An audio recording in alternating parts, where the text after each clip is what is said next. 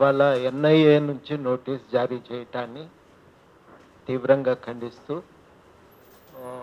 NIA అనేది వచ్చిన సందర్భం వేరు, అది ఏర్పడినటువంటి చారిత్రక నేపథ్యం వేరు. బొంబాయి అల్లర్ల తర్వాత దానికి ఇన్వెస్టిగేషన్ కోసం అని చెప్పి ఒక జాతీయ స్థాయి సంస్థను ఏర్పాటు చేస్తారు. కానీ ఆ సంస్థ అక్కడితో ఆగకుండా అనేక టెర్రరిజాన్ని నివారించేటువంటి పేరుతో ఇవాళ దేశవ్యాప్తంగా అనేక రాష్ట్రాల్లో జోక్యం చేసుకుంటా ఉన్నాయి. ఒక రకంగా ఇది ఫెడరల్ స్ఫూర్తికి విరుద్ధంగా వ్యవహరిస్తుంది. ఆ ఫెడరల్స్ రాష్ట్రాలకు లా అండ్ ఆర్డర్ అనేది రాష్ట్రాల అంశం, రాష్ట్రాలు చూసుకోవాల్సిన విషయం. కానీ రాష్ట్రాలకు సంబంధం లేకుండా కేంద్ర ప్రభుత్వమే, కేంద్ర ఏజెన్సీలే డైరెక్ట్గా జోక్యం చేసుకోవటం అనేది ఏమాత్రము సమంజసం కాదు. చాలా రోజులుగా నేనైతే మాట్లాడుతూనే ఉన్నా, ఎన్ఐఏను అసలు ఏర్పాటు చేయటమే కరెక్ట్ కాదు. ఆ సంస్థనే మనం రద్దు చేయమని కోరవలసిన అవసరం ఉంది. రాష్ట్రాలతో సమన్వయపరుచుకుంటే రాష్ట్రాలే దానికి సంబంధించిన ఇన్వెస్టిగేషన్ చేస్తాయి. కోర్టులు కూడా ఏం చెప్పినాయి అంటే, ఏదన్నా ఉంటే ఎంక్వైరీ అనేది రాష్ట్ర ప్రత్యేకమైన ఏజెన్సీలు ఏవైనా స్థానిక పోలీస్ స్టేషన్లతో సంబంధం లేకుండా చేయకూడదని కూడా ఉంది. ఆ కోర్టు ఆర్డర్స్ ఉన్నాయి. కన్నబరన్ గారు ఉన్నప్పుడే కొట్లాడితే దానికి ఆర్డర్స్ ఇచ్చారు. వీళ్ళు ఒక్కొక్కసారి ఇండిపెండెంట్గా వచ్చేస్తుంటారు, ఒక్కొక్కసారి స్థానిక పోలీస్ స్టేషన్ సహకారంతో వస్తారు. ఇది కూడా జరుగుతుంది. ఆ పోలీసులకు సంబంధం లేకుండా వీళ్ళు ఇన్వెస్టిగేషన్ చేయటం కూడా మనం చూస్తున్నాం. ఇవన్నీ కూడా ఒకటి కోర్టు తీర్పులకు ఇది విరుద్ధమైనటువంటి అంశం. ఈ వర్తమానంలో ఇప్పుడు జరుగుతున్న ఈ ఎంక్వైరీ నోటీసు విషయానికి వస్తే, సాధారణంగా ఎక్కడో జరిగిన ఒక పరిణామం, ఎన్ఐఏను అరెస్టు చేసి ఊపా కేసు పెట్టినప్పుడు అందరం కూడా స్పందించడం, దానికి మరి వారు కూడా స్పందించి ఒక ఖండన నోటీసును ప్రకటన జారీ చేసిన దానికి గాను ఇప్పుడు వివరణ అడుగుతున్నారు. అంటే ఈ ఎన్ఐఏ మీద ఉన్న కేసే ఉపసంహరించుకోమని అడుగుతుంటే దానికి మీద ఖండించిన దానికి వివరణ అడుగుతున్నారు. ఇది ఇలా ఇంతకంటే విచిత్రము మరొకటి లేదు. ఆ వివరణ అడగటం కూడా దానికో నోటీసు. ఇది నా దృష్టిలో వాళ్ళు వచ్చి ఏమన్నా ఉంటే ఎంక్వైరీలు కావాలంటే ఆ రోజు మీటింగ్ జరిగిన స్థానానికి వెళ్ళి అక్కడేమన్నా లోకల్ పోలీసుల సహకారంతో ఎంక్వైరీ చేసి వాళ్ళకు కావలసిన సమాచారాన్ని సేకరించుకోవచ్చు. కానీ ఇది విషయము అది కానే కాదు. విషయం ఏంటంటే, ఇది కొంత ఒత్తిడికి గురి చేయటం, ప్రజాస్వామికమైన వేదికలు లేకుండా, ప్రజాస్వామికమైన కార్యాచరణ అనేది లేకుండా ఉండాలనేదే వాళ్ళకు ప్రయత్నం.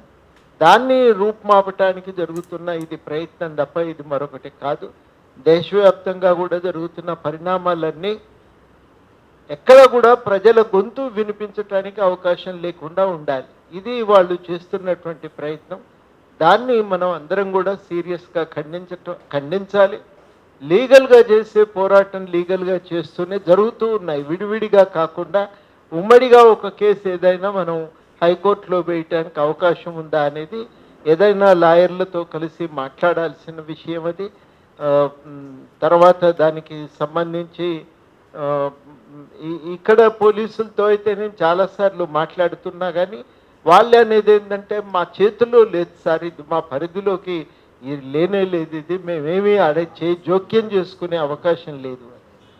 అసలు కొన్ని సందర్భాలు ఎట్లొస్తున్నాయంటే, స్థానిక అధికారులు కూడా ఏదైనా మాట్లాడితే వాళ్ళకేం ఇబ్బంది వస్తుందో అనే ఆలోచన వాళ్ళకు కలుగుతుంది. ప్రొఫెసర్ హరగోపాల్ గారిని ముందుకు రావాల్సిందిగా కోరుతున్నాను. ఇది జరుగుతున్నటువంటి ఒక వాస్తవము. అందుకని మనం ఈ ఎన్ఐఏ వ్యవస్థనే రద్దు చేయాలని చెప్పి ఇవాళ మనం పోలీసులందరినీ కూడా అడగవలసిన, గవర్నమెంట్ను, కేంద్ర ప్రభుత్వాన్ని అడగవలసిన అవసరం ఉంది. ఆ ఎన్ఐఏను రద్దు చేయాలి. ఎన్ఐఏ పేరిట కేసులు పెట్టడం, ఎన్ఐఏ ద్వారా కేసులు పెట్టడాన్ని ఖండించాలి. అన్నింటికంటే మించి ఇవాళ ఈ ఎన్ఐఏ పేరుతో నోటీసులు జారీ చేయటం, ఇది విడివిడిగా ఏదో జరుగుతున్న ఏదో కేసు ఎంక్వైరీ కోసం జరుగుతున్న ప్రయత్నం అనుకుంటే పొరపాటు కాదు. ఇది ఒక ప్రజాస్వామిక వాతావరణం అనేదే ఉండకూడదు. ఆఖరికి నిన్న తెచ్చిన డీలిమిటేషన్ బిల్లు కూడా అదే కదా. తమ సీట్లను పెంచుకోవాలి, తమ ప్రాబల్యం ఉన్న ప్రాంతంలో సీట్లను పెంచుకోవాలి, అధికారాన్ని నిలబెట్టుకోవాలి, శాశ్వతంగా అధికారాన్ని చెలాయించాలి. ఇది మనకు కనబడుతున్నటువంటి ఒక వాస్తవము. ఈ వాస్తవము మనం అందరం గ్రహించి ఈ ప్రయత్నాలకు వ్యతిరేకంగా ఐక్యంగా నిలబడి ఉండటం, ఐక్యంగా మన గొంతును వినిపించటం అనేదే ఇవాళటి అవసరం. మొత్తం మీదనైతే ఇట్లాంటి ప్రయత్నాల వల్ల ప్రజలు బెదిరిపోతారనుకుంటే కూడా పొరపాటు. ఇంకా అలవాటైపోయింది. ఎలా ఎన్ఐ అంటే అంతే కదా అనుకుంటున్నాం. ఇప్పుడు మెల్లమెల్లగా అది బెదిరింపులకేదో ఆగిపోతుంది అనుకుంటే కూడా చాలా పొరపాటు. ఇది ఆగదు.